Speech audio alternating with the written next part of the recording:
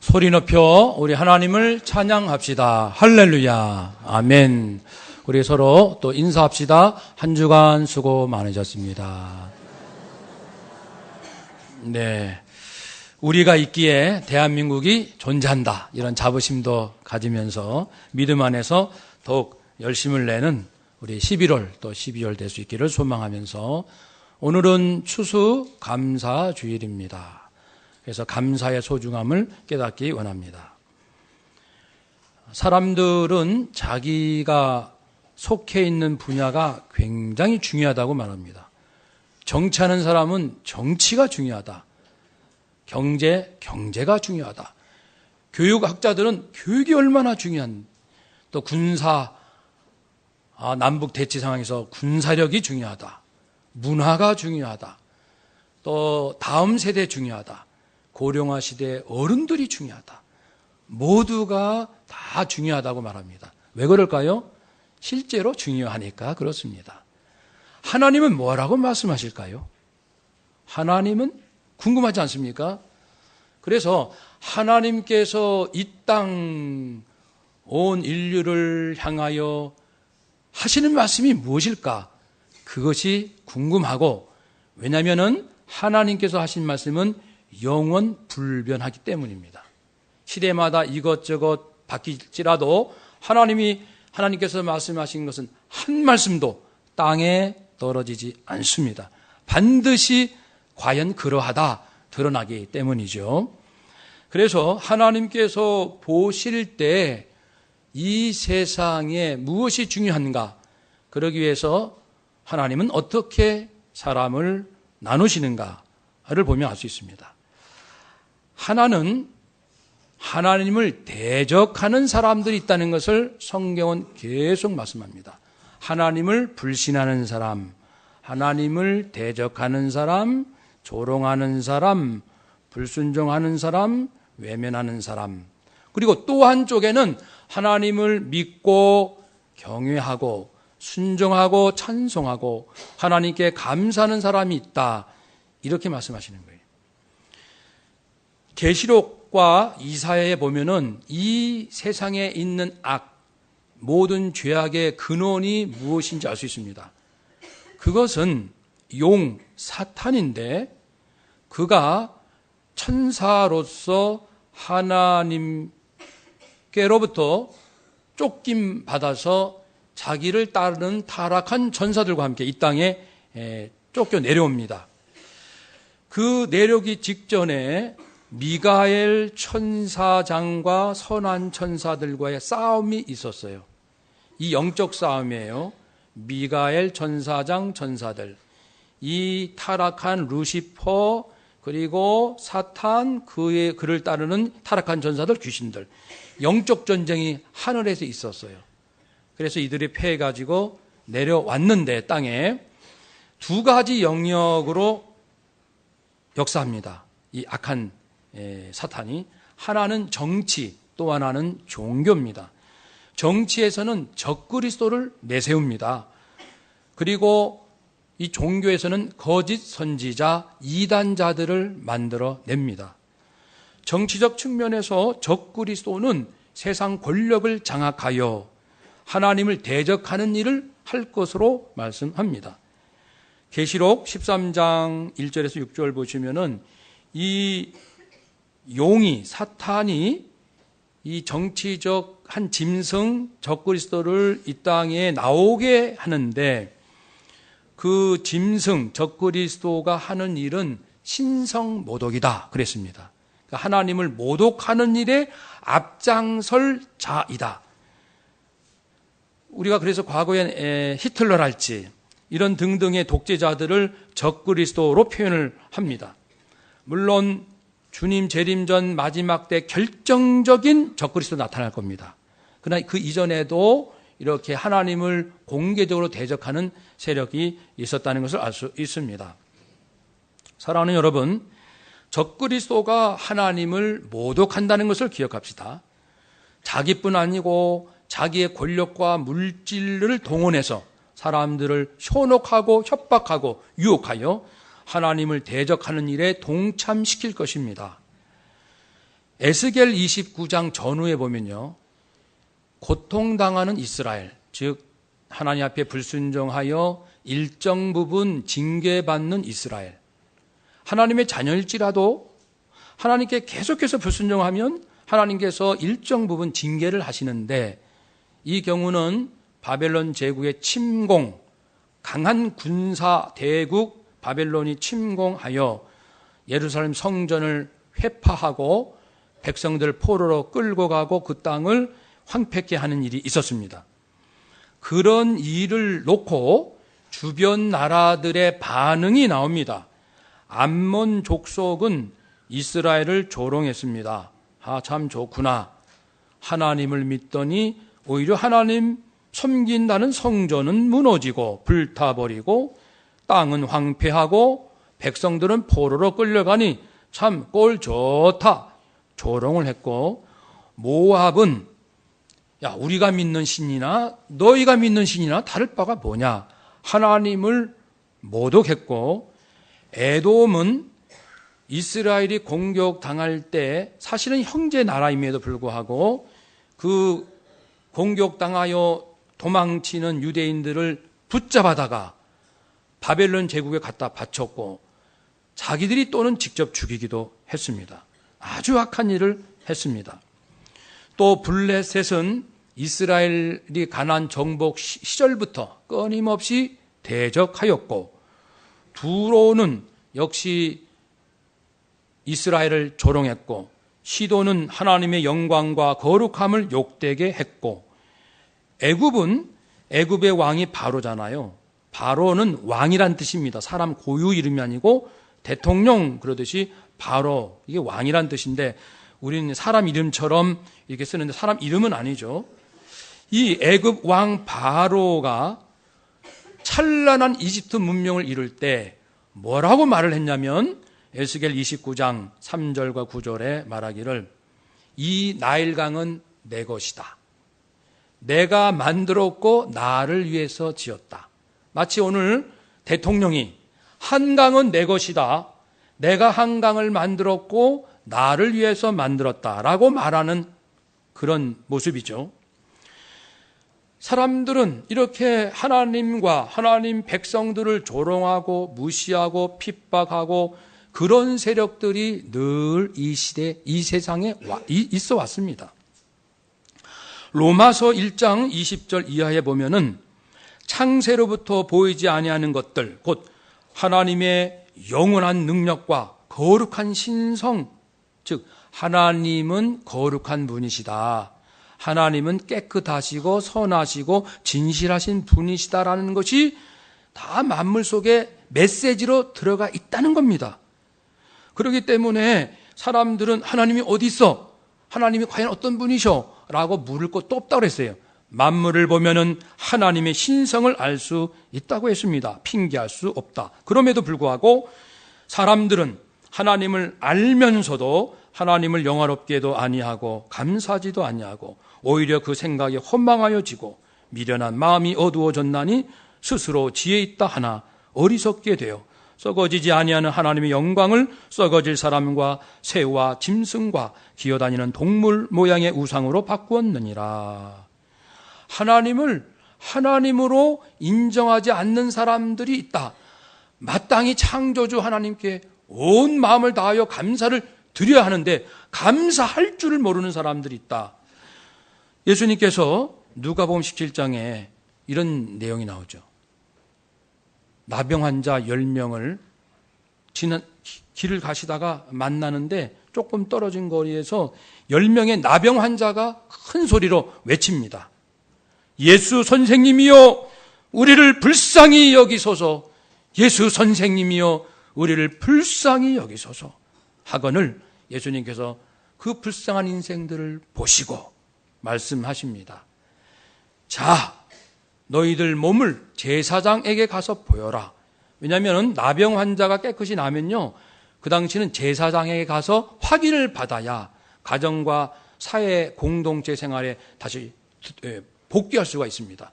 그렇지 않는 나병 환자들은 저기 떨어진 마을에서 떨어진 동굴 속에 모여 살거든요. 그럼 우리 영화 보셨죠? 그러면 가족들이 먹을 음식을 그 동굴 입구에다 놔둡니다. 그릇을, 밥그릇을, 음식을. 떨어져 있으면 그 환자들이 와서 다시 가져가서 먹고 또 빈 그릇은 내놓고 접촉을 안 하는 거죠. 나병 환자들의 인생은 사회에서 버림받고 가족과 함께 살 수 없는 그러한 버림받은 인생이란 뜻입니다. 그러나 예수님 만나서 소망을 갖습니다. 예수 선생님, 우리를 불쌍히 여겨 주세요. 예수님께서 너희 몸을 제사장에게 가서 보여라. 아주 자신 있게 말씀하십니다. 예수님이 자신 있으세요. 이 세상에 제일 자신 있으신 분은 예수님이세요. 죽은 나사로를 향해서도 나사로야 나오너라. 죽은 시체를 불러서 나오라고 말씀하시는 분은 오직 예수님밖에 없습니다. 예수님. 그래서 예수님께서 말씀하실 때에 그들이 믿고 갑니다.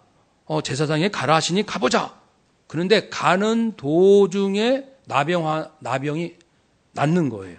나병은 이 손이 문드러지고 고름이 나고 악취가 나는 거 나지 않습니까? 나병 환자들. 근데 길을 가는 도중에 손이 정상이 되는 거예요. 깨끗해지고. 이것을 경험한 사람들의 그 충격과 감격이 어떨까요? 이건 말로 표현할 수 없죠. 버림받고 몸이 썩고 그런데 점점 회복이 되는 거예요. 정상이. 그 은혜, 그 감사. 이게 추수감사입니다.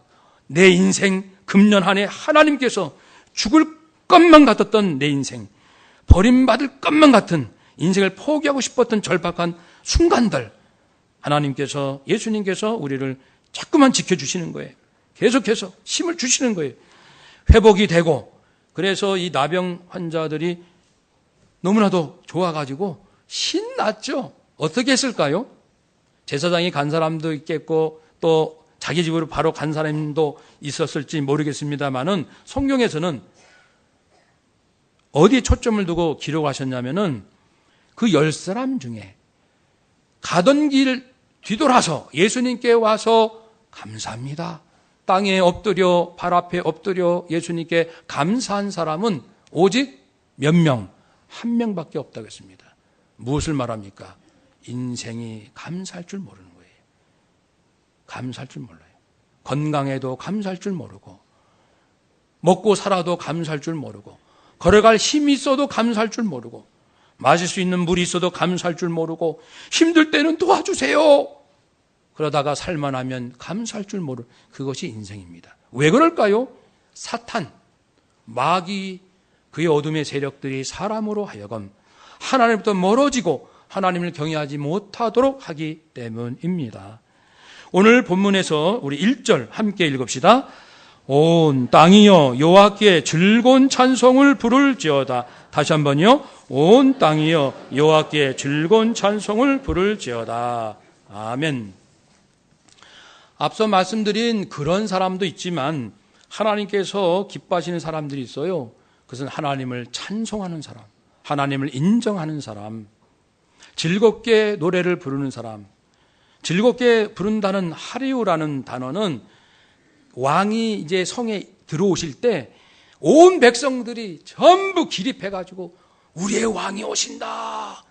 우리 지금은 안 그렇지만 옛날에는 대통령이 어디 시골 어디 무슨 군 무슨 면에 오신다 그러면은 현수막 붙이고 동네 청소하고 온 주민들 애들까지 다 나와서 대통령 얼굴 한번 보려고 난립니다. 여러분 그 옛날 왕은 더 했어요. 왕이 이 성에 모신다 그러면은 온 주민들이 그 성읍 주민들이 다 대대적으로 환영하는 그것을 즐거이 부른다는 하리우. 어떻게 사람들이 하나님을, 백성들이 하나님을 이렇게 즐겁게 찬송할 수 있을까? 그것은 하나님께서 이스라엘 백성을 기뻐하셨기 때문에 하나님께서 먼저 기뻐하신 거예요. 우리가 죄인일 때 그리스도를 알지 못할 때 예수께서 먼저 우리를 위하여 십자가에 피 흘려 죽으심으로 우리가 아직 죄인 되었을 때 그리스도께서 먼저 죽으심으로 우리가 구원받을 수 있다고 했습니다. 사랑은 먼저 하나님이 베풀어 주십니다. 그래서 사랑은 내리사랑이에요. 하나님께서 부모에게, 부모가 자녀에게 사랑은 내리사랑. 또 사랑은 먼저 은혜 받은 사람이 흘려보냅니다. 먼저 믿은 사람이 나중에 믿는 사람. 더 믿음 좋으신 분이 덜 믿음 좋으신 분에게 사랑을 나누는 거예요. 그러니까 믿음 좋으신 분들은 손해를 많이 봅니다. 많이 참아야 되고 많이 눈물 흘려야 되고, 믿음이 좋은 사람들은 원튼 원치 않든 헌신의 삶을 많이 살게 됩니다. 왜냐하면 그게 영광이기 때문에. 예수님의 삶을 보십시오. 그래서 하나님께서 라차, 우리 지난번 으라차차 했잖아요. 으라차차, 라차. 중간에 두 라차. 하나님께서는 값없이, 조건 없이 죄인을 용서하셔서 영원한 하나님의 자녀로 만드신 것입니다. 이것이 하나님의 은혜입니다. 이 사랑을 라차, 하나님께서 이스라엘 백성을 기뻐하셨다. 내가 죄 많은 백성들이지만 내 자녀로 삼으리라 먼저 하셨어요. 그러니 이스라엘 백성들이 하리우 우리 온 마음을 다하여 가슴이 터지도록 하나님을 찬송하리라. 그런데 온 땅이요. 이 시편을 노래하는 시는 자기만이 아니고 온 땅이요. 당신들 뭐 하고 있어? 여보, 애들아, 뭐 하고 있는 거야? 금년 한 해 하나님의 은혜가 아니면 우리가 살 수 없었단 말이야. 정신 차리고 하나님을 보렴. 하나님을 찬송하라. 하나님은 우리의 아버지시다. 라고 온 땅을 깨우는 겁니다. 성도들은요, 땅을 깨우고 사람을 깨우고 만물을 깨우는 거룩한 왕 같은 제사장적 사명이 있습니다. 한번 따라 합시다. 사람을 깨웁시다. 직장 동료도 깨우시고요, 가족 친척도 깨우십시오. 자꾸만 깨우십시오. 먼저 기도도 하고, 우리 심야 기도 때 정말 친척들 위해서 기도를 늘 하거든요. 우리 일가 친척들 기도합시다. 근데 저희 집에도 도저히 교회 갈 만한 분이 아닌 그 종정의 책임지는 그런 분이 계셔요. 그분이 얼마 전에 예수님 믿기로 결심하고 교회 다닌 지 한 달 돼가 저한테 문자가 왔어요. 본인이 막 설레가지고 제가 드디어 저도 교회를 나가게 됐군요. 그러면서 나가서 하나님 말씀을 잘 들을 수 있도록 기도해 달라고 문자가 왔습니다. 심야기도 계속 친척을 위해서 기도하면 언젠가 하나님께서 부르실 줄로 믿습니다. 사랑하는 여러분, 온 땅이요, 이 땅이 여러분 것이 아닙니다. 대한민국이 대통령 것이 아니고 한강이 대통령 것이 아니라고요. 우리 재산이 우리 것이 아니고 하나님의 것임을 알라는 것입니다. 여호와가 우리 하나님이시요 하나님 우리의 주인이신 줄을 너희는 알지어다. 머리로 안다 하지 말고 행함으로 보이라는 거예요. 여러분 생활 가운데 내 인생의 주인은 하나님이시다. 이 증거를 보여주세요. 보여주세요. 삶을 살아가는 동안에 하나님이 내 인생의 주인이시다. 하나님이 내 인생을 책임져 주실 것이다. 하나님은 살아계시고, 한번 따라합시다. 하나님은 전능하시고 선하시고 나를 사랑하십니다. 아멘. 삶으로 보이라는 겁니다. 삶으로. 그때 나는 여호와 하나님을 압니다. 하나님은 내 인생의 주인이십니다. 나는 하나님을 압니다. 그때 말하는 거예요. 안다는 말을. 삶으로, 경험함으로. 그래서 여호와는 우리 하나님이신 줄 너희는 알지어다. 그는 우리를 지으신 이요 우리는 그의 것이니 그의 백성이요 그의 기르시는 양이로다. 우리는 양, 하나님은 목자이시다. 감사함으로 그의 문에 들어가며 찬송함으로 그의 궁정에 들어가서 그에게 감사하며 하나님의 이름을 송축할지어다. 여호와는 선하시니 그의 인자심이 영원하고 그의 성실하심은 약속을 지키시는 걸 말합니다. 신실하시다. 하나님은 한 번 하신 약속은 반드시 지키시는 분이시다. 할렐루야. 여호와를 찬송하라. 어제 저녁에 미생이라는 직장 드라마를 봤습니다. 직장 생활이 궁금해서. 그 드라마는 직장 생활을 그대로 보여준다고 해가지고 박 과장이 있는데요. 박 과장. 이 사람이 이 요르단 중고차 수출하는 업체 박 과장인데 상대방은 요르단이에요.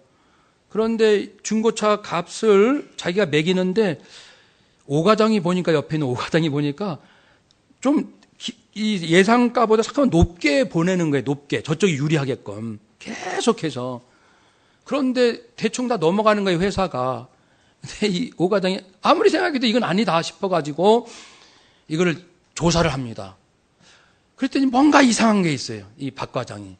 그래가지고 회사 감사팀이 감사가 들어왔고, 알고 보니까 이 박 과장이 술을 썼는데 자기 조카를 요르단 현지에 보내서 회사 하나 차려놓고 현지인 회사처럼 둔갑시켜놓고 조카가 사장인데 이름은 요르단 현지 이름으로 딱 이렇게 가명을 쓰고 전부 현지인 기업으로, 이 회사에서는 현지인 기업하고 중고차를 매매하는 것처럼 돼 있는 거예요. 근데 실제로는 자기 조카며 집안 사람들이 딱 하고 있는 거예요. 여기서 단가를 세게 올려서 막 수출합니다. 그러면 많은 이득이 그쪽으로 가겠죠? 그 회사로. 결국은 자기 주문에 돌아오죠. 그래서 감사 결과 다 들통이 났습니다. 그 과정에 보면은 뭐 전화로 국제전화 하는데 다 들통나게 난 일이 있었어요. 그런데 왜 이런 일이 있었을까가 잠깐 나오는데, 박 과장이 회사에서 열심히 일을 합니다. 근데 월급이 작아요. 자기가 열심히 일을 해서 보니까 회사는 잘 되는데 그 수익은 윗사람들에게 많이 돌아간다는 걸 알았어요. 윗사람들에게는 많이 돌아가고 아래에서 뼈 빠지게 일하는 사람은 별로 안 돌아와요. 화가 나고 분노가 생기는 거예요. 속이 상하고 낙심하고 그러던 차에 누군가가 유혹이 들어옵니다. 아유, 그렇게 살지 말어. 그렇게 돈 모아가지고 언제 큰 돈 모으나? 뭐 우리 피부에 딱 와닿습니다. 그렇게 모아서 언제 집 사고 언제 사나 캄캄합니다, 앞이. 그래가지고 그 유혹에 넘어가서 그 사람이 누가 알려주는 방법으로 이렇게 술을 쓴 거예요. 그래서 잘 나갔죠.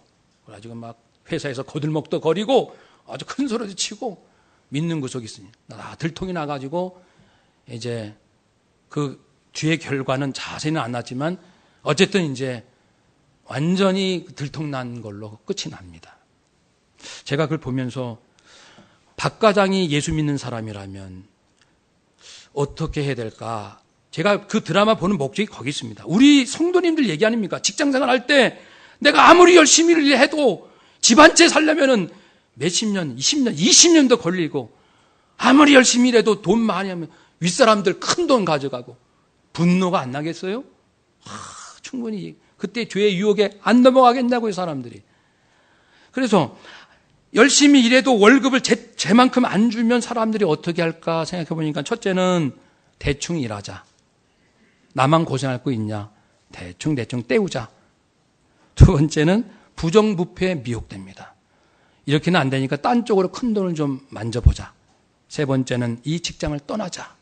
네 번째는 있긴 이때 계속 원망 불평하면서 정말 스트레스 왕창 받아가면서 직장생활 하는 네 가지 케이스일 것 같아요. 저는 이 드라마 보면서 마음도 답답하고, 지난주 우리가 나눈 말씀이 그거였어요. 라차, 하나님께서는 값없이 조건 없이 우리에게 주신 이 사랑이 있는데 이 사랑으로 우리가 십자가 사랑으로 삽시다. 그러면 그 박 과장 입장에서 십자가, 예수 믿는 사람이라 합시다. 십자가 사랑으로 그 억울하고 분해 죽겠는데 십자가 사랑으로 산다. 어떻게, 과연 믿음으로 살 수 있을까? 교회에서는 예배를 드려도 직장에 가면 도로 화가 나는데 십자가 사랑으로 메아리에 불과하고 말씀이 능력이 있을까? 말씀을 전하는 목사인 저로서는 고민하는 거죠. 과연 그 성도에게 여러분의 직장은 하나님의 나라입니다. 하나님의 나라를 이루기 위하여 직장에 취직한 것입니다. 라는 설교를 해봐야 계속 회사 가면 화가 나고 분노가 일어나는데 하나님의 나라가 귀에 들어올까? 여러분, 계속 우리는 정말 고민해야 됩니다. 하나님은 전능하시고 선하시고 나를 사랑하신다. 그런데 나는 월급을 제만큼 못 받는다. 남들은, 윗사람들은 다 저렇게 잘 사는데 우리는 뼈 빠지게 일해도 이 모양이다. 분노가 일어난다. 하나님은 전능하심이 어디 있는가? 하나님은 과연 선하신가? 아마 이런 마음으로 괴롭지 않을까? 여러분, 이러한 유혹 앞에 오늘 수많은 그리스도인들이 현실 생활에서 갈등하리라고 봅니다. 그러나 기억합시다. 창세기에 보면 노아 홍수 때 노아가 방주를 짓습니다.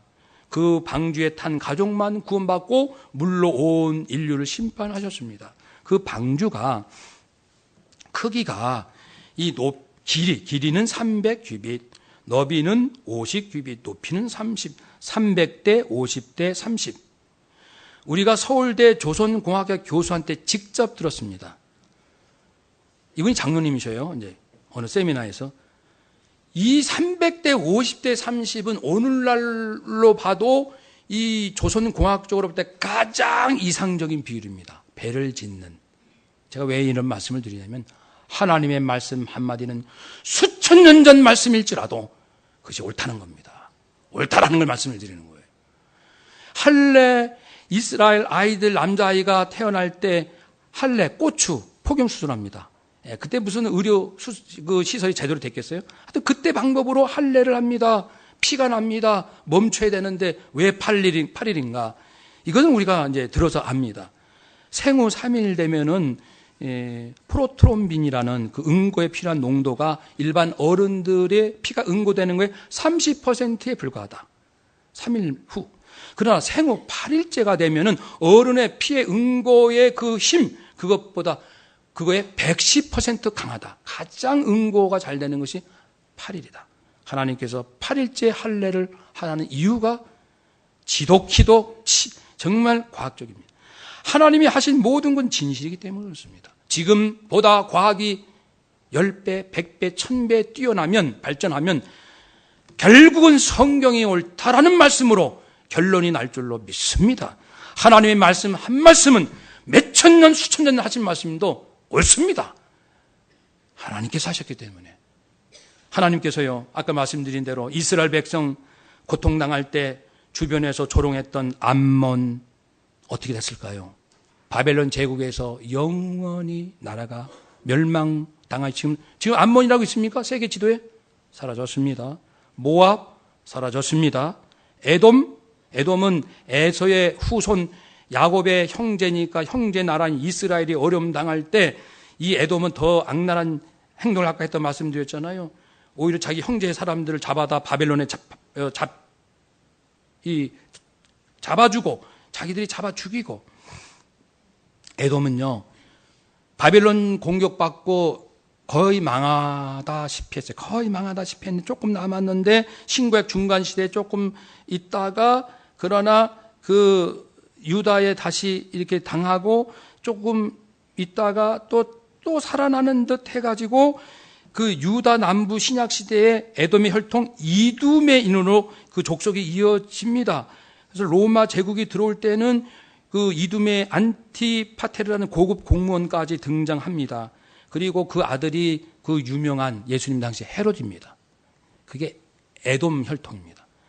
그러니까 다시 살아나는 듯 했으나 AD 70년 예루살렘이 완전히 멸망할 때 이 이두인 혈통도 지구상에서 사라집니다. 여러분 기억하세요.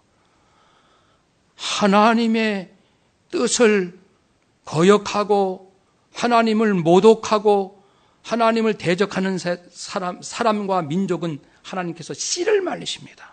그러나 하나님을 경외하고 하나님을 찬양하는 사람들, 하나님을 섬기는 사람은 기업고 회복하십니다. 이스라엘은 망할 듯 결코 망하지 않습니다. 마지막 때요. 두 나라를 주목하십시오. 이스라엘과 대한민국. 이건 저만의 말씀은 아니고 여러 가지 종합해 보면 앞으로 국제 정세를 보실 때 이스라엘이 어떻게 전개되는가, 대한민국이 어떻게 전개되는가 두 나라를 잘 보십시오.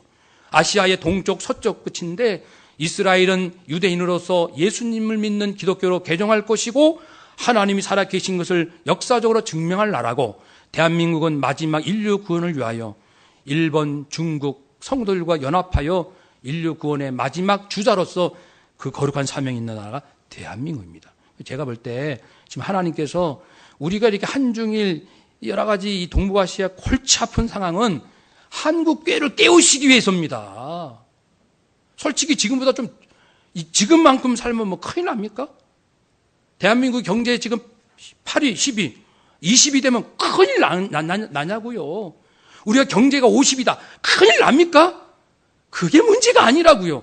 하나님, 말씀드렸죠. 역사의 주인은 하나님이십니다. 하나님의 계획이 있다고요. 하나님의 계획은 반드시 성취되십니다.